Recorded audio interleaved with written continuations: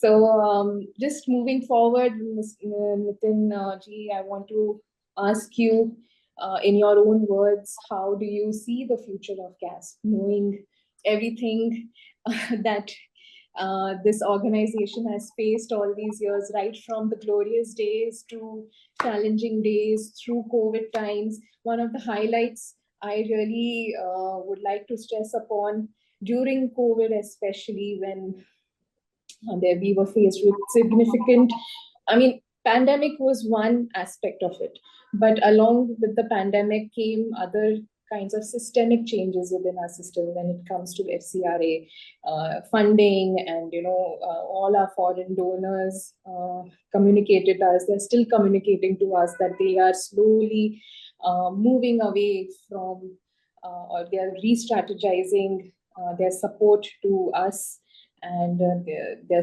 support is declining. So we are faced with all kinds of challenges. How do you, in these trying times, how do you see the future of GASP? Yeah, I think one thing I would like to start with first is how little CASP needs as a education sponsorship. So in rupee terms, we are asking 7,500 rupees per child. And I think in my 20 years, it's only gone from 5,000 to 7,500 rupees. So it's, if you look at the inflationary situation around the world for last 20 years, that money has is I would say for creating one soul with better education is next to nothing for many of us, because we are fortunate to be born in families where we can afford lot many things than majority of underprivileged population doesn't get as a given thing. So we, and again, from that 7,500 rupees, we only charge X amount of administration fees, which we may cover in the later part of our interview. But my point here is the challenges are significant for CAST, because number one is even taking one child for a individual, it's no matter how difficult situation it arises for that individual or sponsor, 7,500 rupees in today's term for an education anywhere in the world is absolutely, I mean, if you convert that into dollar terms, it's $150 Australian dollars. So it's even a, I would say it's a coffee money for people like me for 6 months maybe. The point I'm trying to mention here is even then CAST faced the challenges for getting its whatever 500,000 students sponsored regularly, unless there is a funding from a corporate organization. Now when I started, there is a there was an organization from Norway, if I remember correctly, who used to adopt 1,000 children, and they did that consistently, I think, until 2015 or something. Don't quote me on this, but for 10 years of my time, Norwegian commitment was there for 1,000 students, and I started with one. And then within that first 10 years, I could raise that awareness of, yes, it's a coffee money, it's a very small money for most of my friends around or who live overseas. And I could convince maybe 100 people that, look, we just sacrifice one dinner for us to donate this money for changing one child's life. Now the challenge is in, I would like to discuss that challenge even now post COVID, in two ways. I find it, unless until we get people like myself involved in this journey of doing this or spend donating their time, it's very difficult for CASP to go out to individuals to get sponsorship. That's number one challenge. So we need more champions who wants to promote the education for needy cause. And the second thing is we need to go back to corporates to say, okay, you take 1,000 children or you take 500 children, and we will show you how that um, money you donate can change not only those 500 children but their families. Absolutely.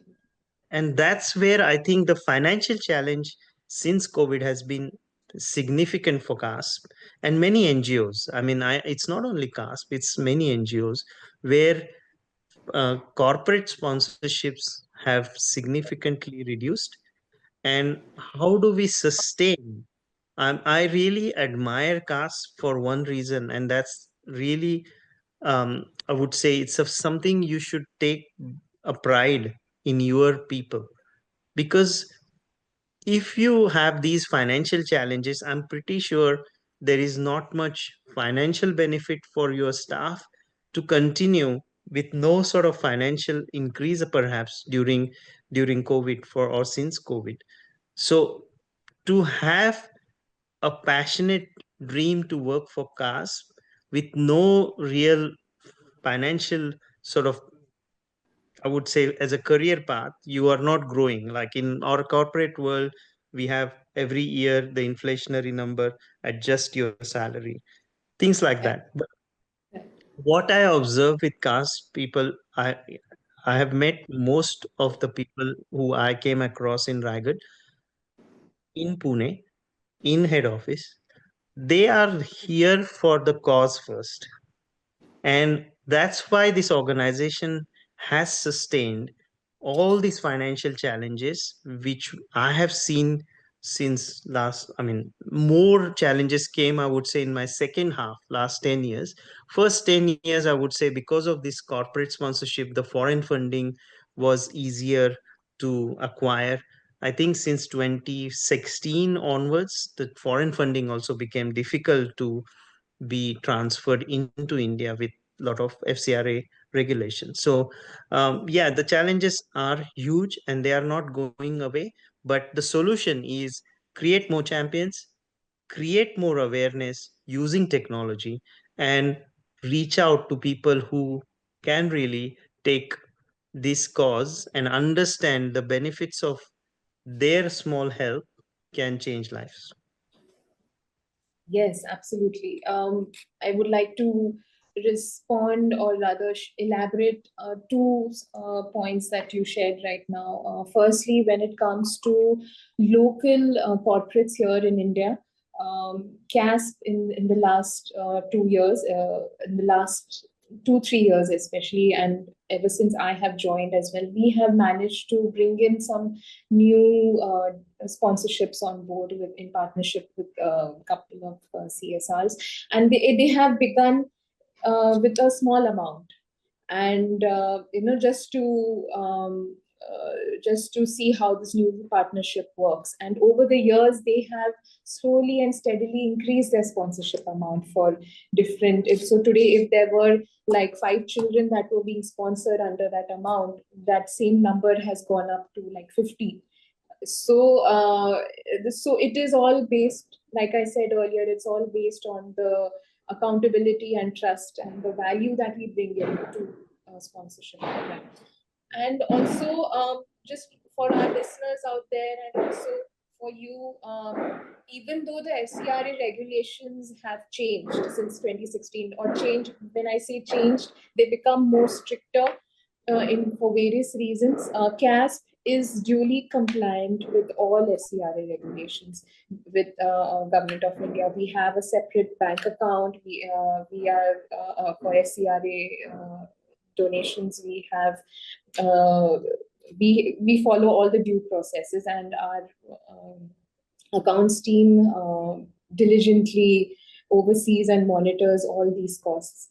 So that's how our process is. But when I say challenges, in terms, whenever these laws and legal matters come into play, everyone sort of builds a different perspective and a mindset. So it is there where our communication comes into play, and in terms of elaborating or bringing in clarifications of where how your money can be transferred and how it will be utilized. So I think that communication is an ongoing process, and we strive to do that.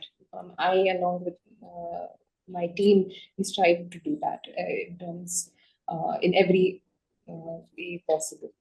So that's, but we need to do more of this. We need to build more champions. We need to bring in more corporates on board, and because I sense overall the perspective about India is also changing globally.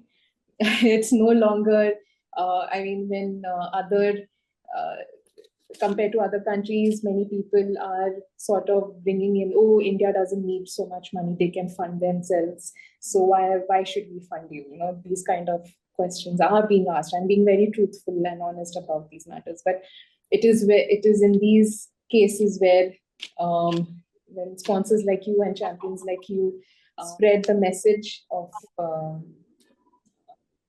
being of giving back and being associated with CASP, that matters.